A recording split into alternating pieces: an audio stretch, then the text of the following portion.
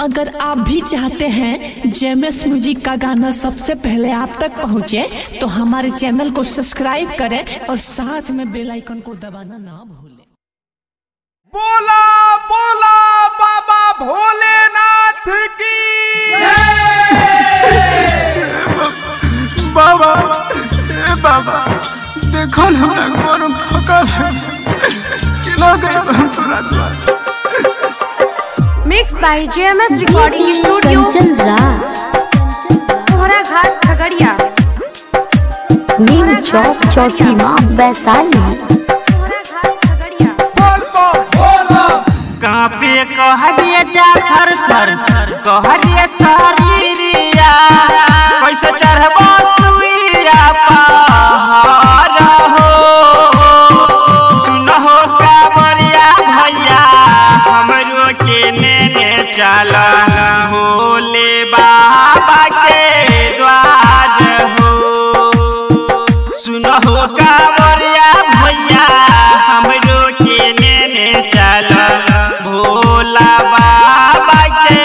द्वार हो राखा भरोसा बाबा फिर ताना जारिया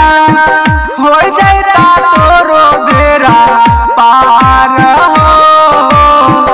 उनके ही कीरा पासे तू चली जाइबा बाबा भोले के दरबार हो उनके ही कीरा पासे तू चली जाइबा बाबा भोले के दरबार हो। Mix by JMS recording studio Kohra Ghat Khagaria music director DJ Kanchan Raj Hajipur Vaishali Kohra Ghat Khagaria बोल बम बोला डीजे कंचन राज नीम चौक चौसीमा वैशाली चलल नहीं जाय छै हमरा कठिन डगरिया लागै छै सागरोया अन्हार हो सुनहो कांवरिया भैया हमरो के नेने चला भोले बाबा के द्वार हो सुनहो कांवरिया भैया हमरो के नेने चला भोले बाबा के द्वार हो कहै चाही लालू खलटू कांवरिया बाबा के माही माया पार हो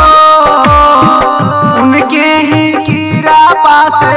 तू चली जाइबा बाबा भोले के दरबार हो उनके ही कीरा पासे तू चली जाइबा बाबा भोले के दरबार हो राखा भरोसा बाबा फिर ताना जारिया हो जाता तोरो बेरा पार हो उनके ही कीरा पासे तू चली जाइबा बाबा भोले के दरबार हो उनके ही कीरा पासे तू चली जाइबा बाबा भोले